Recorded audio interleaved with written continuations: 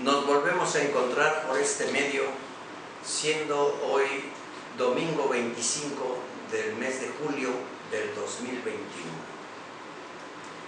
Como una lección continua, hemos dicho en otras ocasiones y hoy lo repetimos, la Iglesia nos presenta ahora como un salto, ¿verdad?, del Evangelio de San Marcos, en el que veníamos estudiando la palabra de Dios. Hoy nos presenta el Evangelio escrito por San Juan y nos lo presenta en el capítulo 6, verso 1 y siguientes, para hacernos referencia a un tema que es de suma importancia y del cual nadie puede sustraerse, incluso creyentes o no creyentes. Aclarando estas ideas, en el Evangelio de San Juan, del 1 al 15, nos presenta como una introducción al gran discurso eucarístico. Así es conocido también en el estudio de la Sagrada Escritura, ¿verdad?, como el discurso eucarístico, o hacer referencia a Jesucristo como el pan vivo que baja del cielo, como el alimento necesario para nuestra salvación.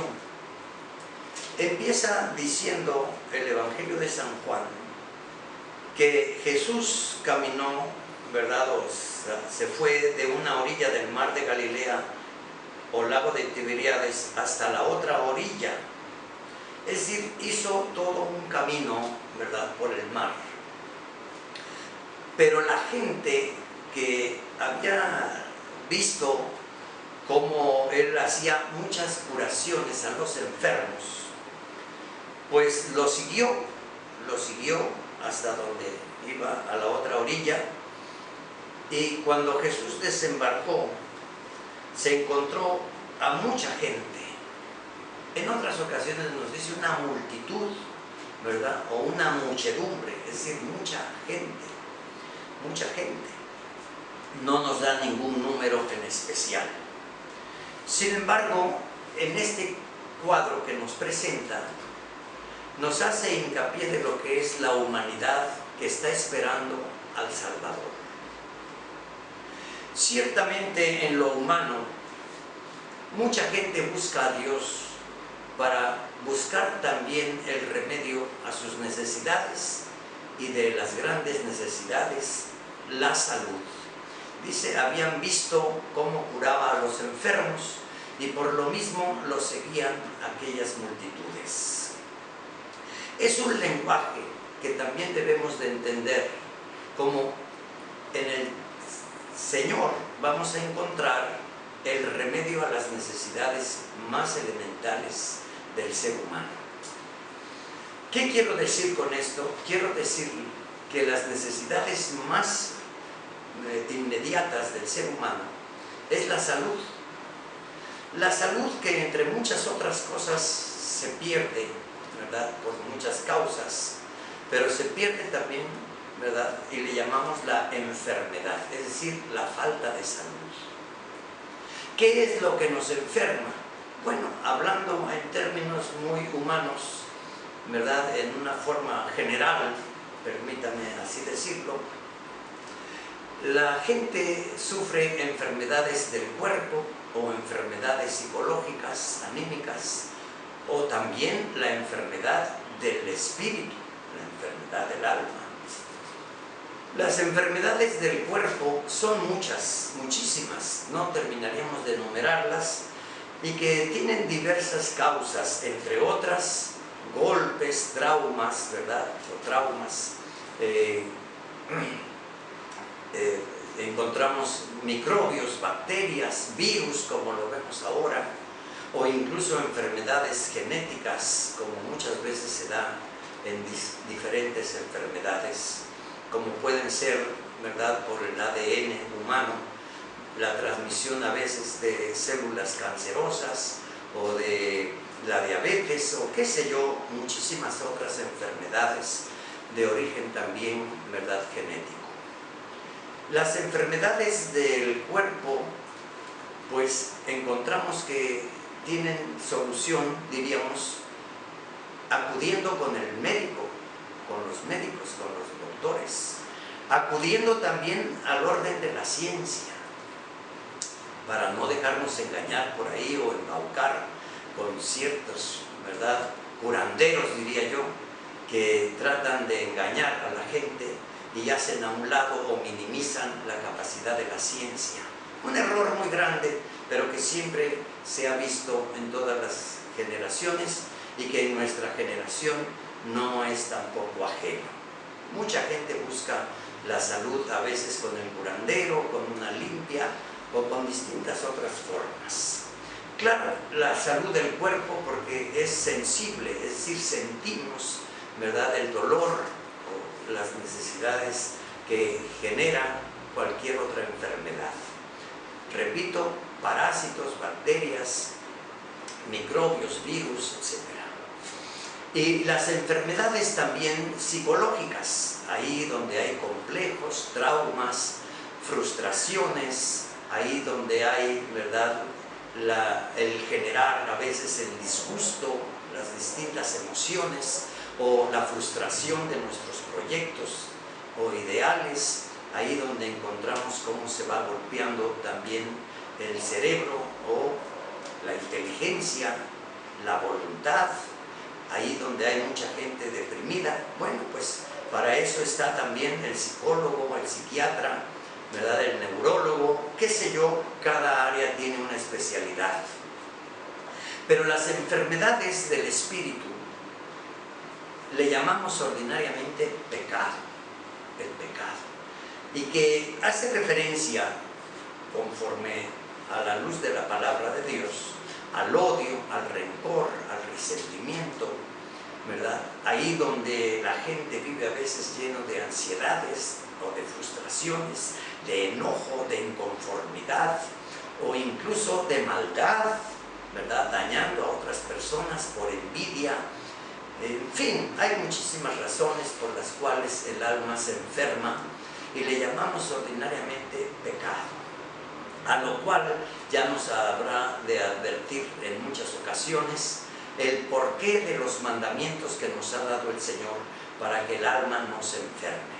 Sin embargo, no le hemos hecho caso del todo y nos enfermamos con mucha facilidad en la rivalidad, en los chismes, en los celos, ¿verdad? Nos enfermamos en el odio, en la venganza, en fin, muchísimas otras causas que generan también la ambición, la codicia, la avaricia, la soberbia, un egoísmo galopante que encierra a muchísima gente, que no le importa dañar a los demás, de someterlos, de empobrecerlos, incluso en los mismos sistemas de gobierno, como lo vemos hasta nuestros días, donde hay grupos humanos que piensan que pueden lograr el dominio de todos los pueblos, ¿verdad?, la globalización del poder, diríamos ahora.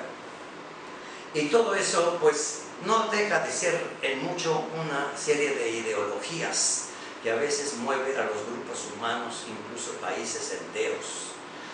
Bueno, pues todo eso vemos que en sí genera una serie de enfermedades, como es la misma pobreza, el hambre, las miserias en las que nos encontramos y que muchos países lo vemos hasta nuestros días, como lo vemos tal vez ahora en las grandes protestas, como nuestros hermanos en Cuba, en Venezuela, en Nicaragua, en El Salvador, en Perú, en todas esas partes, ¿verdad?, o las grandes rebeliones que incluso han generado guerras a lo largo de los siglos. Bueno, pues hoy el tema, entre muchos otros, nos presenta la enfermedad, y por motivo de la enfermedad mucha gente seguía a Jesucristo, y con Jesucristo pues seguían también a los apóstoles, que siempre andaban en grupo con el Señor. Bien, es una necesidad humana, necesidades básicas, repito, como es el hambre o la sed o la enfermedad, y que lo vemos, ¿verdad?, cuánta gente llega a nuestra parroquia, ¿verdad?, con el deseo de curaciones o de liberaciones, en fin. Bueno, Este preámbulo que hace San Juan aquí en su Evangelio, en el capítulo 6, ¿verdad?, nos va a presentar algo que tiene una repercusión social. No es solamente el movimiento de una humanidad enferma que busca al Mesías, que busca la solución de toda aquella realidad humana, sino que nos presenta directamente a Jesucristo, que habiendo desembarcado, dice, subió a un monte y se sentó. Es como hablar de el que está arriba y llega hasta la humanidad. Nos va a presentar el aspecto divino de nuestro Señor Jesucristo, ¿verdad?, que se adelantará incluso a la gran celebración de la Pascua. San Juan nos presenta que esta señal, ¿verdad?, la va a realizar unos días antes de la Pascua. Es como enseñarle a aquella multitud lo que Jesús va a realizar en la última cena, como le llamamos ordinariamente, que es dejarnos en perpetuidad su cuerpo y su sangre como el alimento que da la vida eterna y que nos llevará incluso a resucitar en el último día para participar de su eternidad. Pues bien, el Señor, a sabiendas de que lo buscan porque hace curaciones, no se concentra en los enfermos o en las enfermedades, sino que habla, ¿verdad?, sobre el darles de comer, que llevaban incluso 3 días escuchando al Señor, ¿verdad?, y que bueno, el cansancio y el hambre les apuraba, y eso hace que Jesús le diga a Felipe, oye, ¿cómo le daremos de comer? Felipe contesta con razones meramente humanas, con la lógica incluso humana. Le dice, Señor, pero ni con 200 denarios de pan que compráramos, ¿verdad?, le podríamos dar de comer a todos estos, ni siquiera un pedazo de pan. Esto, dice, Jesús lo preguntaba para ponerlo a prueba, pues él ya sabía lo que iba a hacer. Hace alusión a lo que nos dice hoy también la primera lectura, que está tomada del Libro de los Reyes, cuando el profeta Eliseo llegó a un pueblo y un hombre del pueblo le traía una ofrenda de 20 panes de cebada y grano de trigo tierno, ¿verdad? Bueno, pues el profeta en aquel entonces hizo exactamente una señal como la que ahora nos describe el Evangelio de San Juan. Quiere decir que el Señor viene cumpliendo lo que anunciaron los profetas. Quiere decir también que la palabra de Dios no cambia, que su forma de ser y de actuar para nosotros siempre es el mismo, porque Jesucristo es el mismo ayer, hoy y siempre. De tal manera que por ahí sale también Andrés, el hermano de Pedro, y le dice, Señor, aquí hay un niño, un jovencito, que trae 5 panes y 2 pescados. Y con la misma lógica humana le vuelve a decir, pero ¿qué es esto para tanta gente?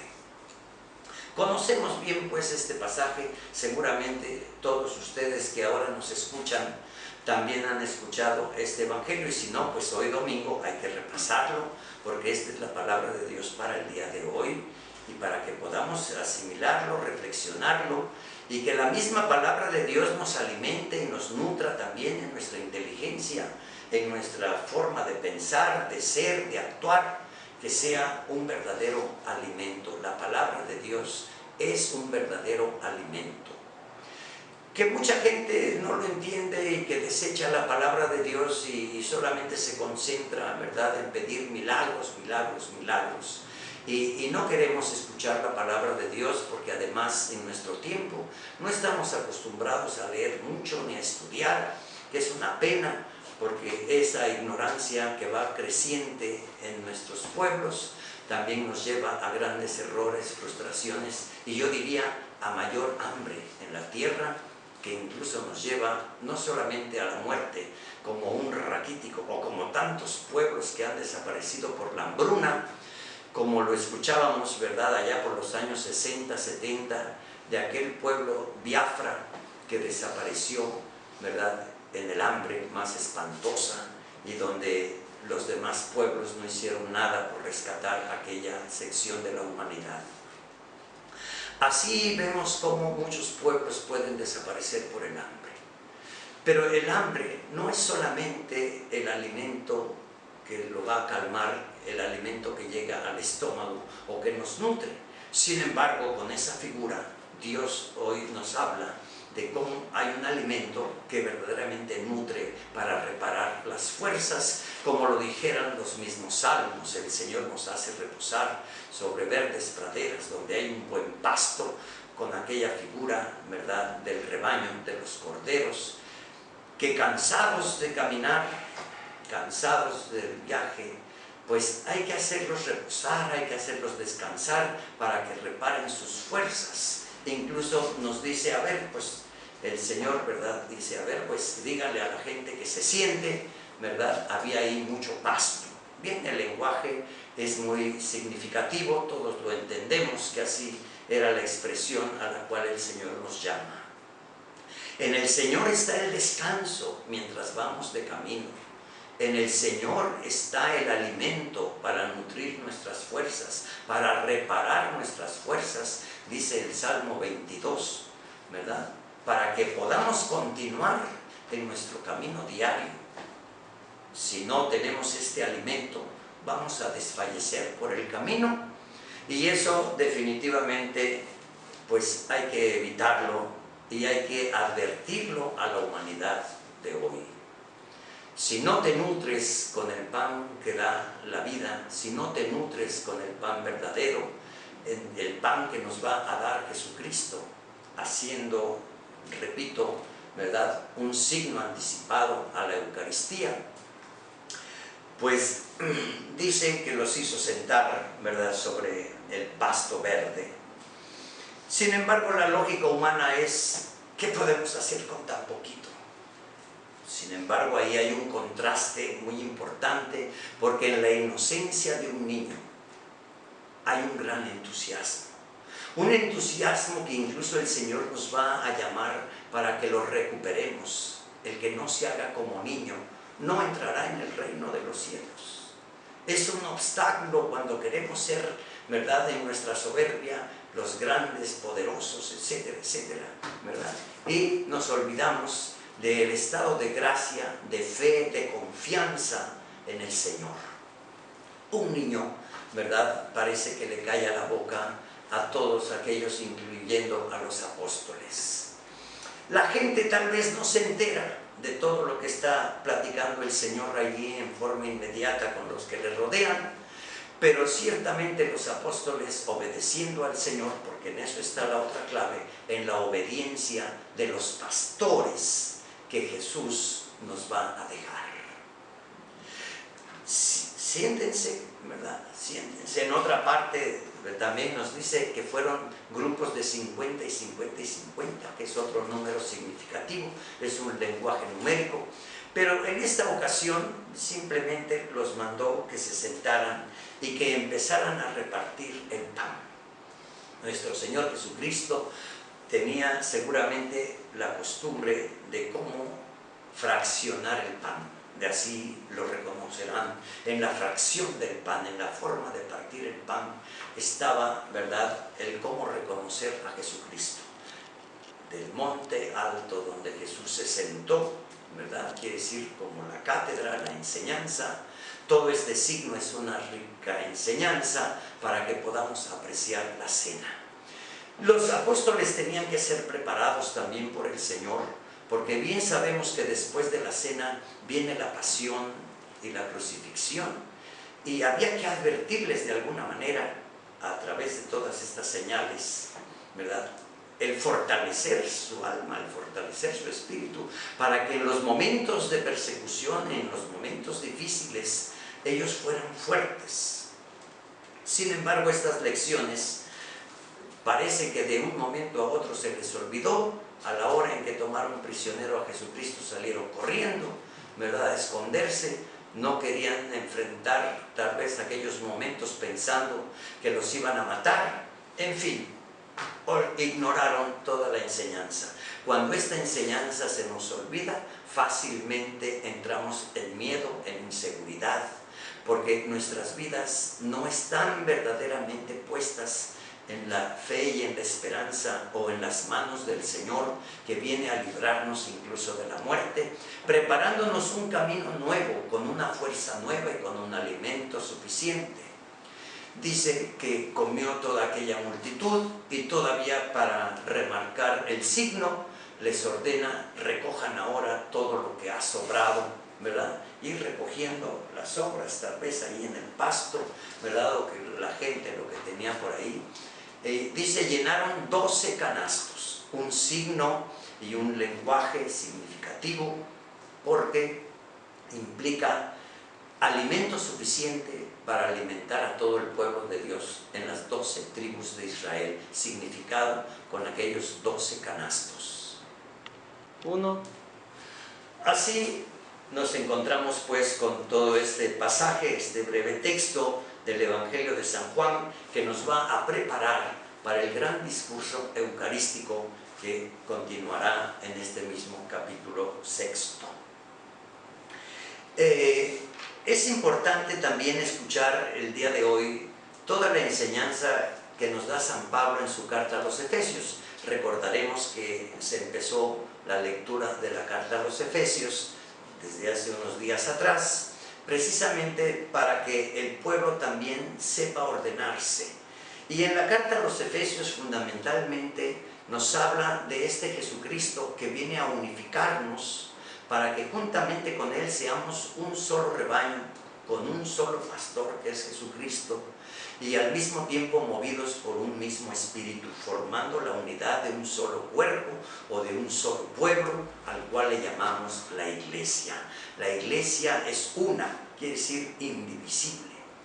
Sin embargo, nosotros a lo largo de la historia vemos como también muchos hermanos nuestros, cristianos bautizados, habiendo nacido en la Iglesia católica, pues se han separado. Por eso les llamamos hermanos separados, que muchas veces por no estudiar, por no leer, por no prepararnos, por no conocer bien la doctrina y el catecismo, fácilmente han caído o se han dejado engañar por otras voces y por otros pastores que solamente vienen a usurpar a los hijos de Dios. Todo eso en una visión mucho más, diría yo, adecuada o profunda, encontramos cómo a través de todo eso también actúa el demonio, dividiendo a los hijos de Dios, porque el demonio siempre busca dividirnos. Cuidado con aquel que los divide, cuidado con el que nos divide, ¿verdad? Y hoy lo encontramos incluso en muchos lenguajes populares o en muchos lenguajes que incluso vienen de nuestros gobernantes, dividiendo al pueblo, ¿verdad? Entre chairos y fifís, diríamos ahora, ¿verdad? Aquel que nos divide, tenga usted cuidado, porque no busca la unidad realmente del pueblo, sino muchas veces la imposición de una ideología o de unos propósitos en donde muchos caminan, ¿verdad? Repito, con un egoísmo galopante para ver si someten al pueblo o se enriquecen a sí mismos, pensando que con eso, tal vez confundidos ellos mismos, pueden lograr un pueblo mejor, lo cual la historia nos ha enseñado que nada de eso es verdad. Ya el Papa Francisco nos advertía, ¿verdad?, de las ideologías. Allá en aquel discurso famoso, me parece que fue en el Perú, ¿verdad? Bueno, pues allá o en el Brasil, me parece, en el Brasil, el Papa Francisco nos advertía del peligro de las ideologías o de los ismos, ¿verdad?, que son al mismo tiempo formas de pensamiento radicales, ¿verdad?, como el marxismo, comunismo, chavismo decimos ahora, ¿verdad?, o el castrismo, o lo podríamos decir también el maoísmo. En fin, todos los ismos, ¿verdad?, son ideologías que a veces tratan de imponerse para ver si controlan a los pueblos. Error garrafal. La historia nos ha enseñado que todo eso es un fracaso, sin embargo hay muchos que todavía hasta la fecha están convencidos de que así es lo mejor. Y yo les repito, hermanos, creo que lo mejor es la salud del alma, porque cuando el alma está sana, el psiquismo también estará sano. Y evidentemente el cuerpo también se mantendrá saludable, ¿verdad? De una mente saludable habrá un cuerpo también saludable, y muchas enfermedades vienen cuando el psiquismo se enferma, enfermedades psicosomáticas les llama la ciencia, pero más cuando se enferma el alma. Para las enfermedades del cuerpo están los médicos generales o incluso en ciertas especialidades, ¿verdad? Del cerebro, de los riñones, del hígado, etc. Hay muchas especialidades actualmente y hay que ver a los especialistas. No se olvide usted de consultar realmente al médico, al hombre de ciencia, para evitar todas las fanfarronerías que hay y supersticiones acerca de muchos que pretenden manifestarse como curanderos o médicos, entre comillas, y que le ofrecen a usted muchísimas cosas y a veces hasta rituales mágicos. Evite usted todo eso, porque todo eso es un total y profundo engaño en el cual mucha gente queda envuelta y hasta desvirtuando su propia fe. Por otra parte, el médico, ¿verdad?, como es el psicólogo o el psiquiatra, pues no lo deseche, el neurólogo, ¿verdad?, porque muchas enfermedades están a partir del psiquismo, ahí donde hay frustraciones, ahí donde hay planes que no se cumplieron, ahí donde hay el dolor de un historial a veces pesado, ¿verdad?, desde la orfandad, el abandono, la traición, en fin, todo eso va golpeando y golpeteando nuestro psiquismo, y mucha gente desafortunadamente lleva todo un historial de muchísimo sufrimiento, como lo vemos hasta la fecha, ¿verdad? Desde la niñez hay mucha orfandad. ¿Qué podemos decir en nuestro tiempo cuando han muerto muchos padres de familia por la pandemia, o incluso involucrados en el narcotráfico, o víctimas, ¿verdad?, de las venganzas, qué sé yo? Hoy hay una terrible orfandad en todos los pueblos, y nuestro México no es la excepción. Queridos hermanos, quedémonos pues con estas ideas, preparándonos y sobre todo reflexionando lo que significa la acción de Dios y la acción del hombre, ¿verdad? No todo lo hace Dios, sino que nos mueve para que nosotros participemos también de estas grandes señales, donde con la figura de aquel niño que traía el pan y el pescado se puede alimentar a todo el pueblo. El Señor multiplicará la buena voluntad y la participación, aunque sea poquito. Cada uno debemos de aportar lo poquito que tenemos para lograr el bienestar de muchos. Por otra parte, también está esta otra señal, ¿verdad?, que debemos de entender el día de hoy, pues participar en la verdadera comunión unos con otros. Recordemos que el verdadero bienestar empieza en familia, crecemos en familia, y que indudablemente muchos, ¿verdad?, aspiran también a formar una familia, porque no somos para vivir solitarios. Bueno, aquel que tenga aspiración de ser solitario, pues a lo mejor se va de anacoreta o de monje en una celda, qué sé yo. Pero no, estamos hechos para vivir, no para morir, y estamos hechos para la salud, no para la enfermedad, porque eso ya es una carencia. Y estamos hechos también para Dios, sobre todo para Dios. No quitemos el dedo del renglón y encaminémonos a la luz del Evangelio. Que por la intercesión de la Santísima Virgen María, ¿verdad?, todos podamos recibir esta gracia y poder iluminar nuestra vida para dar mejores resultados en la sociedad y en el pueblo en el que vivimos, con mejores familias, como una iglesia fortalecida por el Espíritu de Dios. También les recuerdo, ¿verdad?, comparta usted esta enseñanza, es muy sencilla, pero compártala por favor lo más que pueda, porque en eso usted mismo será catequista para muchas otras gentes. Y nuestro agradecimiento a todos los monaguillos de esta parroquia que dan este servicio de evangelización. Compártalo, suscríbase, toque la campanita para que le llegue oportunamente el aviso. Cada 8 días sale la reflexión del Evangelio Dominical y al mismo tiempo, ¿verdad?, dele su like y compártalo.